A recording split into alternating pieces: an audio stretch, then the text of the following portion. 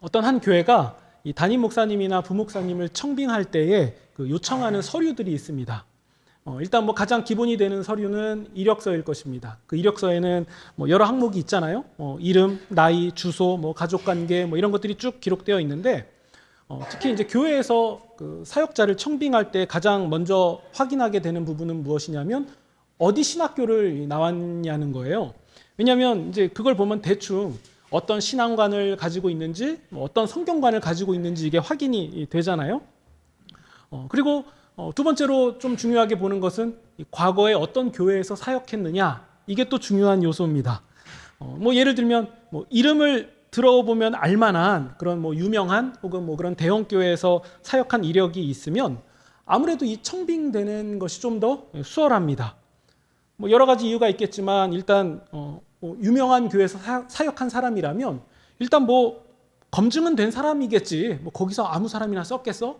뭐 이런 생각을 하실 것 같기도 하고, 아니면 거기 출신이면 능력이 있겠다 이런 생각도 할 것 같고, 아니면 무엇보다도 안전한 사역자가 아니겠는가 이런 생각도 할 수 있을 것 같고요. 그리고 또 상대적으로 되게 다양하고 폭넓은 뭐 깊은 그런 경험을 하지 않았을까라는 생각도 하게 됩니다. 그래서 그런 것들을 조금 면밀하게 보는 부분이 있거든요. 그리고 이력서 외에 또 하나 요구되는 서류가 있다면 그것은 추천서일 거예요. 부목사님 같은 경우에는 담임 목사님께 추천서를 받아오라고 합니다.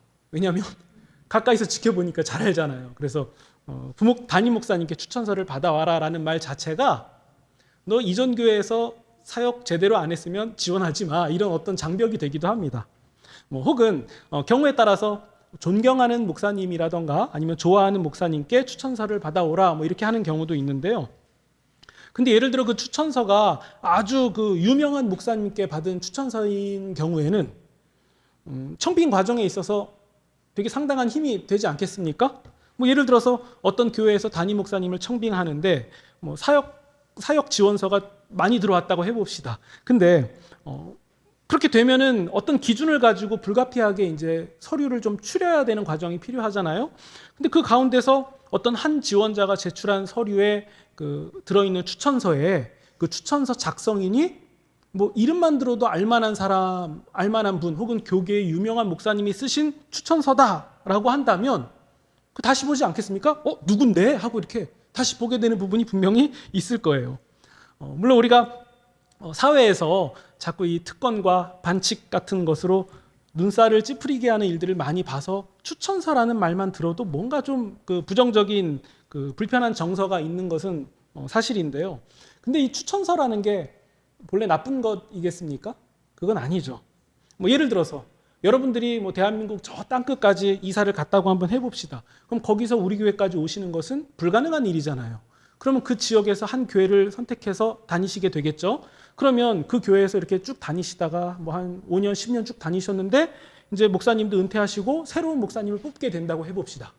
그럼 이제 여러분들도 그 교회에서 고민을 하실 거예요. 이제 좋은 목사님이 오셔야 되는데 이런 고민을 하면서 그 사역 지원서를 이렇게 같이 보게 되는 상황인데 그때 한 분의 추천서에 제 이름이 써 있다고 해봅시다. 그러니까 제가 추천한 서류라고 해봅시다.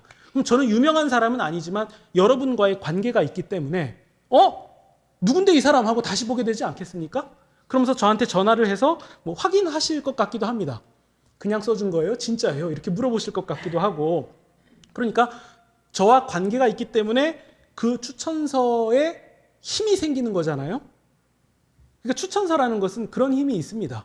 어떤 사람을 보증하기도 하고 이 사람이 괜찮다는 것을 이렇게 증명해 주는 거니까 이 추천서를 좋게 사용한다는 것은 괜찮은 일인 거죠.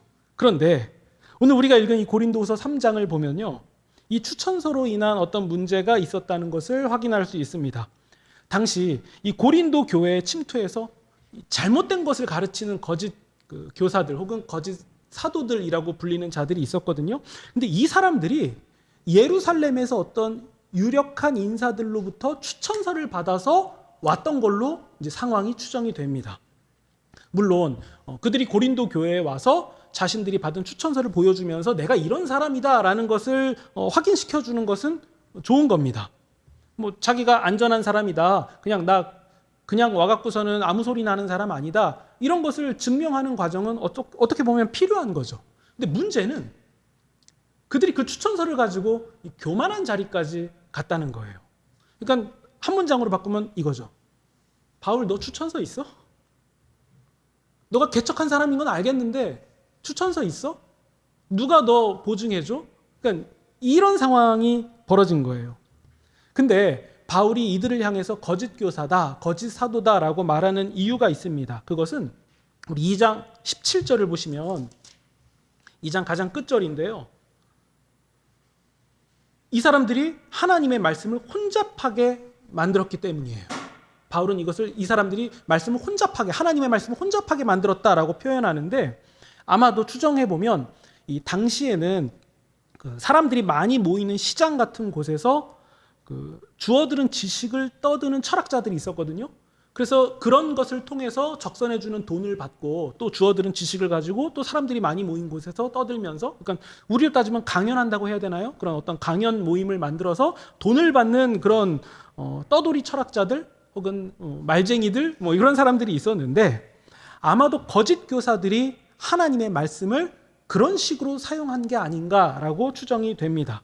그래서 바울은 그런 사람들을 겨냥하면서 2장 17절에 나온 것처럼 우리는 그들처럼 하나님의 말씀을 혼잡하게 사용하지 않았다라는 것을 분명하게 말합니다. 그리고 2장 17절에 나온 것처럼 하나님께서 보내신 일꾼답게 순전함으로 하나님이 보시는 앞에서 그리스도 안에서 우리는 증거했습니다 라는 고백을 합니다. 그리고 또 이 거짓 선생들이 거짓 선생인 이유는 무엇이냐면 그들이 구약의 율법과 할례를 교묘하게 강조했습니다. 그러니까 쉽게 말하면 예수님 믿는 것으로 부족하고 거기에 뭐가 더 필요한데 그게 뭐냐면 율법 지킴과 할례야. 이런 이상한 가르침을 그들이 전한 거예요. 이에 대해서 바울이 뭐라고 얘기하냐면요. 3장 6절입니다. 주님께서 우리를 새 언약의 일꾼으로 삼아주셨다. 너희가 주장하는 옛 율법 조문은 이 죄를 지적함을 통해서 인간이 죽을 수밖에 없다는 존재를 알려줬을 뿐이고, 그러나 성령님께서 우리에게 알려주시지 않았냐. 예수님께서 율법의 요구를 다 이루셨다라는 것을 밝혀요. 예수님이 십자가에서 죽으심으로 죄와 사망의 값을 지불하셨고, 그리고 예수님이 부활하심으로 인해서 죄와 사망의 권세를 이기셨기 때문에 우리는 그 율법의 요구를 완전하게 다 이루신 예수님의 의로움, 완전함을 힘입어서 우리가 의인, 우리가 완전한 자들이 된 것이다. 이 사실을 말합니다. 그러니까 6절 끝부분에 나오는 것처럼 율법 조문은 죽이는 것이요 영은 살리는 것이니라. 즉 거짓 교사들이 율법에 집착하게 만드는 것에는 생명이 없고 예수님을 깨닫게 하시는 성령님 안에 생명이 있다는 사실을 바울 사도가 밝히고 있는 거예요. 그래서 17절을 보시면 그 맥락 가운데서 주의 영이 계신 곳에는 자유가 있다는 말씀을 선언하는 거죠. 그러니까 우리가 맥락을 보시면 이 주의 영이 계신 곳에 자유가 있다는 것이 무엇을 말하는 건지 구체적으로 드러나죠. 우리가 찬양 가사로 유명한데 그 찬양만 보면은 그 자유라는 게 뭐 그냥 감정적인 해소인가 뭐 여러 가지 생각을 할 수 있지만 맥락 가운데 보면 율법 조문과 종교 전통으로 인해서 억압하는 이 모든 것들로부터 자유함이 있다. 우리는 예수 그리스도께서 주시는 생명 가운데서 참된 자유를 경험한다라는 그 고백을 했던 거예요. 그래서 바울 사도가 말합니다. 거짓 선생들은 옛 언약의 일꾼이고 정죄의 직분을 가지고 있다. 그러나 우리는 새 언약의 일꾼이고 영의 직분을 가지고 있다 라고 말한 거죠. 9절 보시면 그런데 정죄의 직분에도 영광이 있었다면 의의 직분은 영광이 더욱 넘치지 않겠느냐. 13절입니다. 옛 언약의 영광은 이 모세의 얼굴에 잠깐 나타났다가 사라진 영광이다. 그것도 모세의 얼굴에 있는 영광이 사라진지도 모르고 수건으로 그 얼굴을 가리고 있었는데 새 언약의 영광은 수건 같은 게 필요가 없다. 그런 걸로 가릴 필요도 없다. 새 언약의 영광은 영원히 지속되는 영광이다 라는 사실을 바울이 말합니다. 그러니까 바울 사도가 이렇게 담대하게 진리를 받아서 변호하는데 그럼 거짓 선생들 입장에서는 약이 오르겠습니까? 안 오르겠습니까? 그러면 지금 거짓 선생이 바울이 이렇게 전하는 말씀에 당해낼 힘이 없으니 뭐 논리든 다른 걸로 이길 수가 없으니 그러면 어떤 카드를 꺼내야 되겠습니까? 우리가 거짓 사도라고 해봅시다. 제가 물론 제 자의든 타의든 간에 어쨌든 제가 교묘한 가르침으로 나쁘게 했는데 바울 사도가 와가지고서는 하나님께 받은 진리를 가지고 저를 완전히 그냥 코너에 내몬 거예요. 그럼 코너에 몰린 거짓 선지자인 거짓 교사인 저는 그 다음에 어떤 카드를 꺼내면 좋겠습니까? 잠깐만, 너 추천서 있어? 어디서 배웠어? 이렇게 해야 되는 거 아니에요? 지금 딱 그 상황인 거죠. 그래, 바울이 말하는 거 내가 변호 못하니까, 반박 못하니까 그러면 추천서 있어 없어? 나 여기서 추천서 받아왔어. 나는 족보가 있어. 이런 카드를 지금 꺼낸 상황이었던 거죠. 내용도 이런 것일 거예요. 바울 봐봐. 맨날 가는 곳마다 고난과 역경을 만나고 뭐가 잘 안 되고 감옥에 갇히고 억울한 일에 매 맞는 일에 심지어 날씨도 안 도와줘. 그래서 날씨가 안 도와주니까 탔던 배가 파손이 되는 일도 일어났어. 그럼 봐봐. 하나님이 은혜와 복을 주셔서 가는 상황이었다면 그거 안 일어나야지. 뭐가 잘 안 돼. 뭐가 잘 안 풀린대. 뭐가 필요하대. 맨날 뭐 어렵다 그러고. 왜 그런 줄 알아? 추천서가 없잖아. 족보가 이상하잖아. 누가 바울 보증해줬어? 괜찮은 사람 맞아? 사실 율법 봐봐. 율법이 역사하고 전통 아니야? 근데 바울이 하는 말 가만히 봐봐. 우리의 역사와 전통을 무시하는 발언을 자꾸 하잖아. 족보가 없어서 그래. 출신이 이상해서 그래. 누가 보증을 안 해줘서 그래. 이렇게 얘기를 한 거죠. 근데 애석하게도 이런 공격이 고린도 교회 안에서 먹혔습니다. 물론 뭐 고린도 교회 교인들이 뭐 바보라서 그랬겠습니까? 만약 오늘날 현대 교회 뭐 어떤 교회들 우리 교회까지 이런 유사한 일들이 일어나면 흔들리지 않겠습니까? 박 목사 출신이 이상해. 족보가 없어. 저 가르치는 거 맞아? 다른 목사님들하고 이상한 얘기해. 다른 얘기하잖아. 의심해봐. 이상한 거야. 이렇게 얘기하면 그런가? 우리가 너무 가까워서 잘 몰랐나? 이렇게 생각이 들 수도 있는 거거든요. 이때 바울이 이런 공격을 다 받고서 하는 말이 1절과 2절 말씀입니다. 우리 1절 보시면 1절 중간 부분에 바울이 이렇게 말합니다. 우리가 어떤 사람처럼 추천서를 고린도 교인 여러분에게 붙여야 된다거나 혹은 여러분이 써주는 추천서를 우리가 받아야 될 필요가 있습니까? 2절. 여러분이 우리의 편지, 그러니까 여러분이야말로 우리의 추천서 아닙니까? 여러분이 우리 마음에 새겨진 추천서고 모든 사람이 읽을 수 있는 추천서인데 제가 종이 쪼가리 받아와야 되겠습니까? 그 종이에 몇 자 적혀 있는 거, 먹으로 쓴 거, 먹물로, 잉크로 쓴 그거 받아와야 여러분들이 바울 괜찮은 사람이다. 뭐 이렇게 말씀하시겠습니까? 여러분들이야말로 살아있는 우리의 추천서 아닙니까? 이런 호소를 지금 하고 있는 거죠. 3절 보시면 율법 조문처럼 돌판에 쓴 것이 아니라 우리 마음판에 쓴 추천서. 살아계신 하나님의 영으로 쓴 것. 그리스도 예수님이 쓰신 편지다. 추천서다. 그러니까 바울은 간단하게 표현하면 이렇게 말하고 싶었던 거예요. 그런 종이 서류 쪼가리 찾을 필요가 없습니다. 여러분들이 우리의 추천서입니다. 이렇게 말했던 거죠. 여러분 이 상황들을 좀 종합적으로 잘 생각해 보면서 우리에게 대입해 보자면 여러분 우리가 살아가는 세상은 어떤 세상입니까? 비슷하게도 이력서와 추천서 같은 것을 요구하는 세상 아닙니까? 뭐 종이에 써 있는 그 내용들을 가지고 사람을 다 판단했다고 생각하는 그런 세상을 우리가 살고 있잖아요. 뭐 물론 이걸 뭐 나쁘게만 볼 것 없이 그게 세상의 현실로 보자면 가장 뭐 최선의 수단이 될 수도 있고 합리적인 수단이 될 수도 있습니다. 근데 우리뿐만 아니라 바울 사도도 그 바울이 사역했던 그 시대에서 그런 동일한 것과 싸우고 있었다는 거예요. 바울이 아무리 전심을 다하고 진심으로 사역하고 수고하고 봉사한다 해도 너 추천서 있어? 이거 한마디에 다 무너지는 세상을 살고 있었다는 거죠. 근데 바울은 그런 세상 가운데서 어떤 얘기를 하고 있습니까? 한 명의 신자로 살아간 나의 삶으로 변화된 너희야말로 진정한 추천서다. 내 이력서다. 지금 이런 고백을 하고 있었던 거예요. 그러니까 여러분 우리가 바울이 지금 저항하고 있는 이 지점을 보면서 우리에게 정립할 수 있는 적용점이 있는 거죠. 그러니까 세상은 서류 한 장 혹은 화려한 추천서, 이력서 이런 것들을 요구합니다. 이게 대명사인 거죠. 눈으로 보이는 것들, 그리고 세상이 좋다고 하는 기준을 가지고 사람을 판단하는 이런 시대 가운데서 신자들은 무엇을 주목해야 되겠습니까? 우리가 나눴던 본문 안에 다 있죠. 첫 번째, 우리는 하나님이 보시는 앞에서 살아간다는 사실. 그러니까 예수 그리스도 안에 있다는 사실. 그리고 두 번째는 예수님 믿는 내가 만나는 너라는 사실이죠. 그것이 우리의 추천서예요. 여러분 생각해 보세요. 주님이 마지막 날에 우리를 만나셨을 때 어떤 기준을 가지고 우리를 칭찬하시겠습니까? 우리가 받은 추천서겠습니까? 우리의 이력서가 되겠습니까?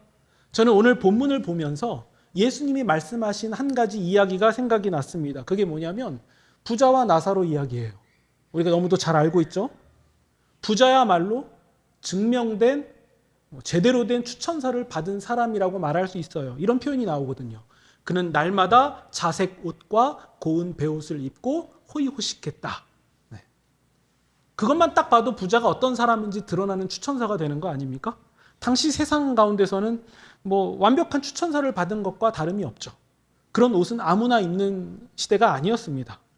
그런데 그가 나중에 죽어서 심판대 앞에 섰을 때에는 그 자색 옷과 고운 베옷이 어떤 힘을 발휘했습니까? 그가 죽은 후에는 그 부분이 언급되지 않아요. 오히려 그 부자는 무엇을 평가받았냐면 너의 대문 앞에 버려진 나사로, 바로 이 사실을 가지고 평가를 받았다는 거죠. 즉 심판대 앞에서 찾게 되는 추천서는 무엇이냐면 대문 앞에 버려진 나사로라는 존재. 만약에 그 좋은 옷을 입은 부자의 인생으로 인해서 그 대문 밖에 버려진 나사로가 살아갈 소망과 힘을 얻을 수 있게 되었다면 하나님은 그 부자를 대면하셨을 때에 바로 나사로라는 추천서를 찾아보시고 하면서 특별 대우, 특별 분류를 받게 되었을 것이 분명합니다. 그러면 여기에 두 가지가 다 나오지 않습니까? 하나님 보시는 앞에서 살아가는 모습, 그리고 우리의 인생 가운데서 하나님 믿는 부자가 대하는 너라는 사실. 이 두 가지가 다 충족되게 되는 거죠. 여러분, 거짓 선생들은, 거짓 사도들은 추천서를 받습니다. 이력과 율법과 종교 전통 이런 것들로 어떤 종교적 외형을 가지고 억압을 했지만 바울 사도는 이 자신의 사역으로 이루어진 이 생명으로 옮겨진 고린도 교인들을 자랑했습니다. 우리 고린도서 1장 14절 한번 보시겠습니까? 너희가 우리를 부분적으로 알았으나 우리 주 예수의 날에는 너희가 우리의 자랑이 되고 우리가 너희의 자랑이 되는 그것이라. 그러니까 여러분, 지금 바울이 자랑하는 것은 무엇입니까? 너희예요. 예수님 믿는 삶으로 만들어진, 세워진, 생명으로 옮겨진 고린도 교인들이 바울에게 자랑이라는 거예요. 그러니까 예수님 앞에 서는 그날에 우리가 예수님 앞에서 우리가 떳떳하게 자랑할 수 있는 것은 사람이에요. 사람입니다. 우리로 인하여서 변화된, 새로워진, 공급받은, 감화된 그 사람들이 우리가 주님 앞에서 자랑할 수 있는 자랑이라는 거죠. 여러분, 우리는 어떤 자랑거리를 만들어가고 있습니까? 여러분, 사람이에요. 공로가 아닙니다. 업적이 아니에요. 명예가 아니에요. 사람입니다. 사람 하나를 자랑할 수 있었다는 거죠. 그러니까 여러분, 우리가 일상 가운데서, 우리의 인생 가운데서 마주했던 사람들이 우리의 추천서예요. 그리고 우리 옆에 앉아있는 교우들이 우리의 추천서라는 거죠. 내가 매일 만나는 가족을 비롯해서 친구들, 이웃들, 또 사회적 약자들, 또 그냥 스치는 사람들, 또 대문에 누워있을 수밖에 없는 나사로와 같은 사람들, 이 사람들을 보시고, 주님께서 바로 이 사람들을 보시고 나를 판단하신다는 거죠. 그러면 여러분, 우리가 이 사실에서 하나님 사랑, 이웃 사랑이 최고라는 것을, 이것이 성경의 모든 가르침이라는 것을 다시 확인할 수 있게 되는 거 아닙니까? 우리 여러분 18절을 보시면 3장 18절입니다. 우리 함께 읽겠습니다. 3장 18절입니다. 시작. 우리가 다 수건을 벗은 얼굴로 거울을 보는 것 같이 주의 영광을 보매 그와 같은 형상으로 변화하여 영광에서 영광에 이르니 곧 주의 영으로 말미암음이니라. 과거 구약 시대에는 하나님의 영광이 너무 압도적이어서 모세가 얼굴을 가려야만 했고 수건으로 가려야만 했고 백성들도 멀리 떨어져 있어야만 했습니다. 그러나 예수 그리스도 안에서 그 모든 것은 다 완전히 벗겨졌습니다. 예수 그리스도의 보혈의 공로를 힘입어서 하나님의 영광을 가리지 않고 그냥 그대로 마주할 수 있는 그 담대함을, 담력을 얻게 되었기 때문이죠. 그러면 여러분 18절에 나오는 영광에서 영광에 이른다는 것은 점점 더 영광을 향하여서 전진하게 된다는 뜻이거든요. 그러니까 세상의 추천서들은 다 사라집니다. 그것이 돈이든 명예든 심지어 건강이든 젊음이든 그 모든 것들은 다 사라질 영광이라는 거죠. 그럼 영원한 것은 무엇입니까? 우리가 18절에 나온 것처럼 우리가 우리 구주 예수님과 같은 형상으로 변화된다는 사실, 그리고 변화되었다는 사실, 이것만이 영원합니다. 그러면 그 사람들은 이 세상에서 어떤 추천서를 준비합니까? 사람이라는 추천서, 나로 인하여서 변화되고 감화되는 사람들이라는 추천서를 준비하는 사람들이라는 거죠. 그러니까 여러분, 하나님께서 찾으시는 영원한 추천서는 우리가 마주하는 사람이라는 바로 이 사실에서 우리가 큰 경각심을 가지시면 좋겠습니다. 저 같은 경우에는 뭐가 추천서겠습니까? 누가 추천서입니까? 바로 주님 안에서 자라가고 있는 여러분이 저의 추천서예요. 박현배 목사가 좋은 목사인지 나쁜 목사인지를 확인할 수 있는, 하나님이 확인하시는 한 지점, 가장 중요한 지점은 무엇이냐면 주님 안에서 자라가는 여러분이라는 거죠. 그럼 이 사실을 아는 저는 어떤 목사가 되어야 되겠습니까? 방향이 분명해지지 않습니까? 이것은 저뿐만이 아니죠. 여러분들은 어떤 사람들입니까? 주님 앞에 어떤 성도입니까? 여러분들은 하나님께서 어떤 추천서를 검토할 것이라고 생각하십니까? 우리가 마주하는 모든 사람, 그래서 중요한 것이고, 그래서 우리가 이 부분을 생각하면 생각할수록 오래 참고 온유하고 시기하지 않고 자랑하지 않고 모든 것을 바라고 믿고 참고 견디는 그런 사람들로 나아갈 수밖에 없게 되는 거죠. 여기 우리의 모든 것이 있습니다. 근데 이것이 우리가 그냥 그럼 그 고행길인가 힘든 일인가 이렇게 생각하지 않고 우리가 기꺼이 기쁨으로 나아갈 수 있는 이유는 무엇이냐면 18절에 나온 것처럼 영이신 주님께서 하시는 일이기 때문이죠. 성령님께서 우리와 동행하시며 이미 다 이루셨기 때문이에요. 그리고 우리는 그 결론을 알고 있죠. 18절에 나온 것처럼 영원한 것은 우리가 우리 구주 예수님과 같은 형상으로 변화된다는 사실, 변화되었다는 사실, 거기가 우리의 목표 지점이라는 사실.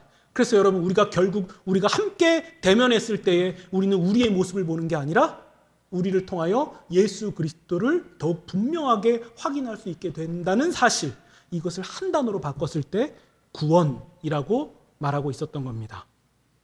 여러분, 그러면 이 주의 영이 성령님께서 계시는 그곳이 어디입니까?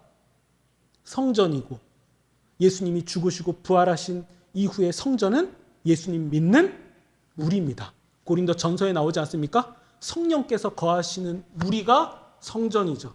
그렇기 때문에 여러분, 성전대, 이동하는 성전인 우리가 자유를 경험하는 것은 당연한 일일 것입니다.